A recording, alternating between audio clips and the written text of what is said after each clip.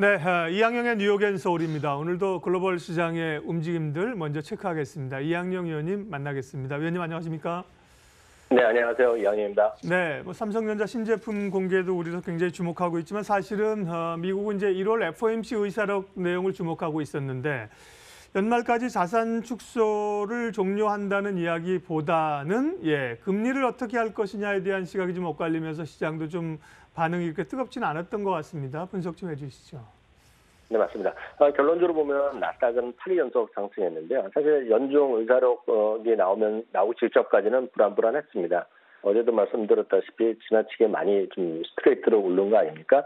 그런 것 때문에 좀 내려가다가 결국 공개한 이후에도 설랑설레하다가 해석에 따른 이게 다르고 다른 거 아닙니까? 한국말은. 그렇지만 결국은 그나마 긍정적인 해석이 좀 많으면서 소폭의 좀 강세, 좀 강보합 정도는 3대 시장이 모두 이제 마감됐다라고 보시는 그림을 보시면 딱 명확하게 이해하실 것 같고요.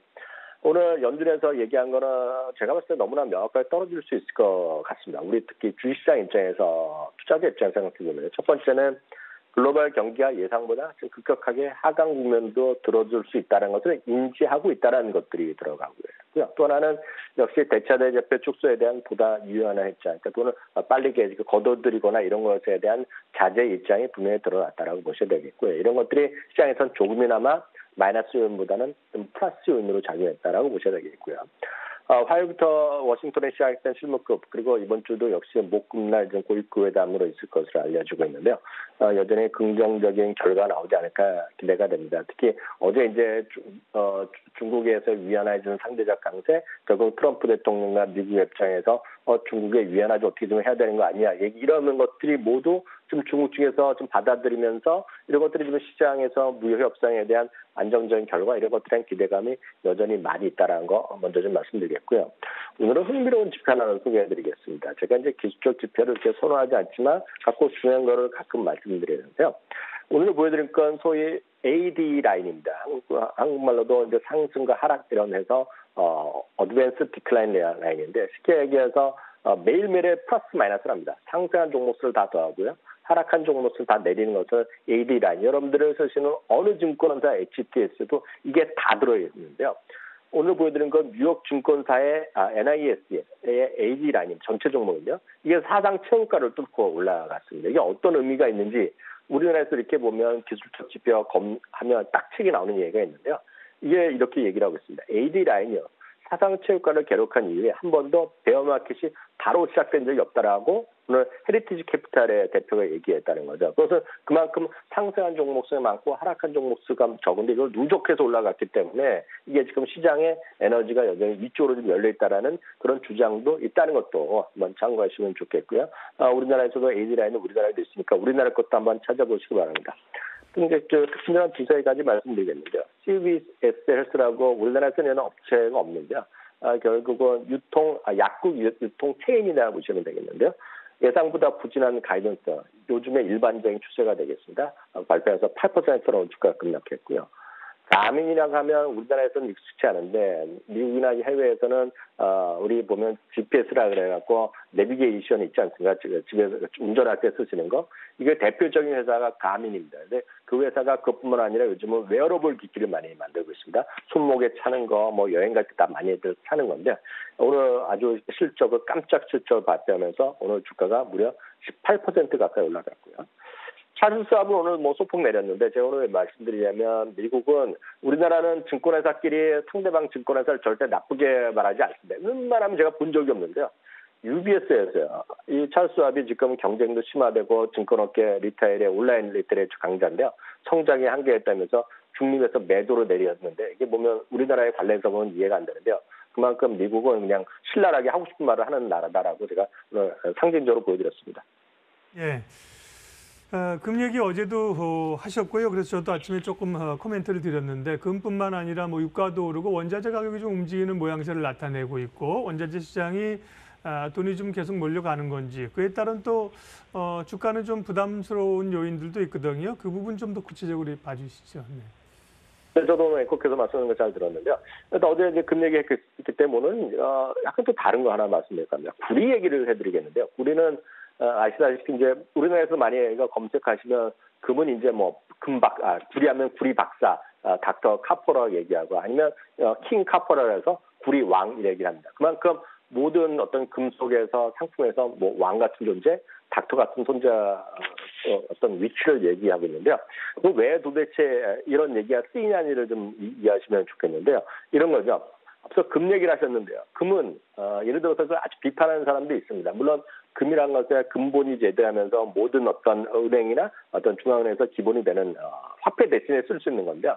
금의 상업용 용도는 그러니까 금을 갖고 뭘 할 수 있는 거는 역설적으로 보면 귀금속밖에 없습니다. 귀금속. 그렇기 때문에 여러분들이 좋아하시는 워렌 버핏 같은 경우에도 금을 한 번도 투자로 대상으로 삼은 적이 없습니다. 그래서 금은 약간 성격이 다릅니다. 그래서 완전 재테크나 이런 건데 상업용 용도는 쓸 수 없는 게 금입니다. 예를 들어 은은 좀 많이 쓰죠.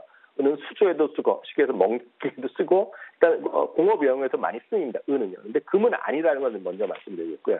다만 반대 있는 것이 정확히 반대 있는 것이 구리입니다. 구리는 일반적인 소비재에 많이 쓰이는 거예요. 자동차에도 쓰이고 비행기도 쓰이고 일반 기기에도 쓰이고 수많은 우리가 일상생활에 쓰는 수많은 산업재에도 많이 쓰는 그래서 일반적으로 중간재료도 제일 많이 쓰는 것이 바로 소재입니다. 그래서 이 구리가 수요가 많다는 것은 그만큼 경기가 좋아진다는 의미입니다. 제가 오늘 말씀드리고 싶은 것은 2016년부터 2017년까지 구리 가격이 급등한 적이 있습니다. 제가 그림 하나 보여드리겠는데요. 이때가 바로 중간에서 훅 올라갈 때가 그 당시입니다. 2016년, 18년. 그 당시에 보면 전 세계 모든 대부분의 지역에 PMI가 50을 넘었었던 시기입니다. 근데 지금 다시 좀 올라가고 있는데 지금 이거에 대해서 이제 제가 오늘 이것 때문에 설명드렸는데 그럼 이게 경기가 진짜 좋아서 올라가느냐? 그렇지 않을 수도 있다라는 주장이 있기 때문에 오늘 말씀드리는데 물론 오늘도 1.6% 올라갔고 요즘 이걸 얘기하는 사람이 꽤 있는데요.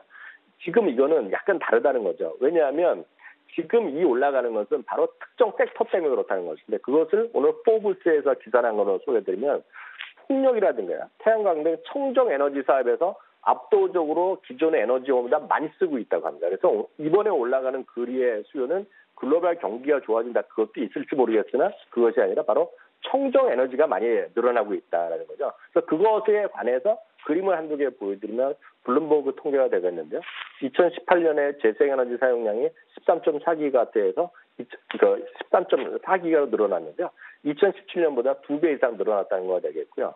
전체 에너지 중 청정 에너지의 사용 비중이 현재는 25%지만 2030년에는 이게 33%까지 늘어난 거고 이것이 다음에 보여드린 그림이 2050년까지의 어떤 연간 대생에너지의 사용 비중인데요. 그걸 보면 2050년까지는 거의 절반 가까이 쓸 정도로 이 시장이 커지고 있다는 겁니다. 하나만 단지 어떤 구리에 대한 원자재에 대한 매매에 관심이 있으신 분을 위해서 오늘 간단히 말씀드리면 상당히 많은 증권사가 모건 스탠리, 시티, 골드만삭스들이 구리값에서 수요 증가를 얘기하고 있고요. 모건 스탠리 기준으로 한 14% 연간 상승을 기대한다고 전망한 자료가 어저께 나왔다는 거 참고로 설명드립니다. 예, 고맙습니다. 이제 금은 말씀하신 것처럼 이제 안전자산으로서의 측면으로 주식과 보는 거고 사실 구리는 이제 경기 회복의 어떤 잣대로서 이제 보는 건데 또 최근에 구리값 상승은 청정 에너지 분야와 관련이 돼 있군요. 예, 잘 봤습니다. 예, 뉴욕 증시 특징주 우리 시장 또 연관 지을 만한 종목 알려주십시오. 오늘 사우스웨스트 항공이라고 하는 소개되겠는데요. 저비용 항공사라는 세계 최대의 회사라고 보셔야 되겠는데요. 이제 오늘 실적을 발표했는데요. 연방정부 셧다운 이슈가 나오면서 1분기 매출이 감소될 것으로 전망한다고 얘기가 하는데요. 이게 당초 전망보다 실제로 3배 내지 4배만큼 더 타격이 크다라는 얘기하고 있습니다. 그러면서 골드만삭스에서 중립해서 의견을 아예 의견 매도로 그냥 급격하게 내려버렸는데 특히 하와이 노선에 대한 투자 확대에 대해서 상당히 비판적인 시세가 썼습니다. 그래서 주가 오늘 무려 6%까지 떨어졌는데요. 이거 왜 말씀드리냐면 이것도 항공주나 이런 것들이 우리나라에서는 항상 보면 신규 노선을 들어간다면 항상 후세로 인식하는 게 많이 있지 않은데 그런 일반적인 뉴스에 따른 거고 애널리스트가 하려면 정말 그것이 맞는지 틀린지를 냉정히 따지는 사람들이 있어야 되는데 우리나라에 약간 좀 아쉬운 게 있어서 말씀드렸습니다. 어찌되었건 뭐 좋다고 볼 수도 있으나 이렇게 어떤 특정한 재료를 바로 반박하는 레포트가 정확히 나오는 건가 되겠고요. 참고로 대한항공을 말씀드리지만 저는 기본적으로 대한항공에는 상당히 좀 보수의 입장을 여지하고 있는데요. 다만 최근 들어서 대한항공이 됐건 한진칼이 됐건 뭐 최근에 어제 오늘 보면 또 다른 이슈가 나오지만 소위 강성부 펀드발 소위 주주 친화 정책에 추진한다고 자체는 분명히 긍정적입니다. 그 부분은 분명히요. 이제 한진칼 같은 경우에는 올해 2019년에 발행한 생길 순이익의 50%를 배당을 해주겠다고 약속한 거 아닙니까? 물론 약속을 뭐 분명히 지키겠죠. 제 언론 약속한 거는 지키겠지만 어떻게 될지 모르지만 이런 것들이 저는 한진칼뿐만 아니라 대한민국의 모든 소위 재벌 기업들의 이런 것들이 일반적으로 받아들여지길 기대한다라는 정도 말씀드리고 싶습니다. 다만 대한항공에 지금 정말 많은 분들이 얘기하는 또 애널리스트 얘기하는 뭐 여행 수요가 늘어나서 뭐 이런 거 좋아진다는 건 저는 사실상 뭐 좀 믿을 마음이 하나도 없고요. 늘 말씀드리지만 그래서 진짜 좋아지는 것은 제가 늘 말씀드리지만 비행기가 회사들이 다 비행기 사는 거 아닙니까? 항공사들이 비행기? 그럼 어디서 사겠습니까? 보잉에서 사는 거거든요. 오늘 보시는 순간이 오늘 또다시 사상 최고가를 기록하고 있습니다. 늘 말씀드리지만 항공 여행주의 탑은 보잉이다. 그거 하나밖에 없다라고 말씀드립니다. 네, 뉴욕앤서울 오늘도 종목 이야기까지 이항영 전문위원 함께했습니다. 고맙습니다. 감사합니다.